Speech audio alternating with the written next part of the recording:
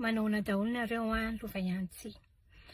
Misy namana mpanaraka ato am-paginy dia nitaty aminao hoe lova misy message ty izy tiako mba zaraindreo ao am-pagindry ao fa mandalo momba ny masoko dia tiako mba anairana ny sain'ny vehivavy malagasy.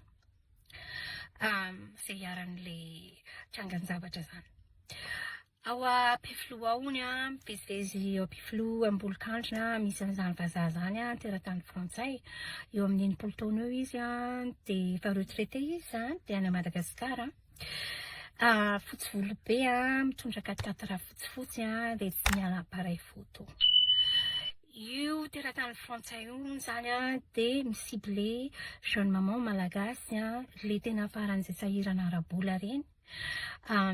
Mety hoe divorcé na célibataire na tena hoe hitany hoe sahirana be fotsiny dia kotikotiny ireo dia iarahany dia anaovany promesse hoe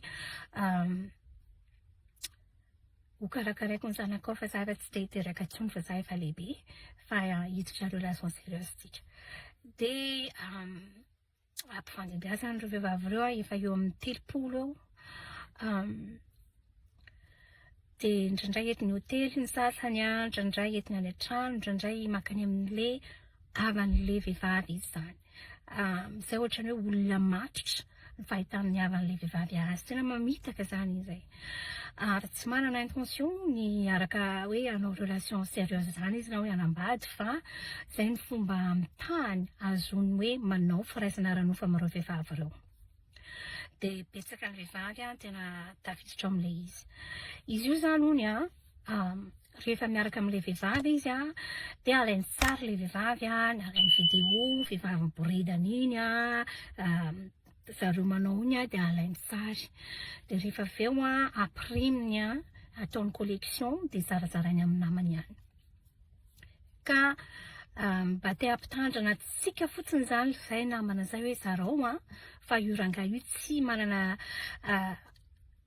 intention ny hanambady anareo na hanao relation sérieuse aminareo zany fa ny hanao aminareo ihany ny tiany. Rehefa nisy niteny mihitsy izy hoe ary manino ianao raha ohatra ka miaraka amina mpivarotena dia amin'izay ianao tonga dia tsy mihavita dia teny mihitsy hono izy hoe any ianao ilay tsy mandoha vola ny tiako. Raha zany comportement zany dia mety efa rangahy mety sanatra efa mitondra aretina zany manaparitaka aretina ho an'ny malagasy fahasalamam-bahoaka. Ka dia hoy hoe za tsisy ambara-tsony fa dia hoe samy mitandrina dia samy mailo. Ary izy io tsy ao Antananarivo ihany misy azy fa eran'ny Madagasikara fa izay zavatra hitan'ilay namana izay dia ao Antananarivo aloha zany. Izay fa dia mirary soa antsika rehetrarehetra dia manaraka indray. Bye bye.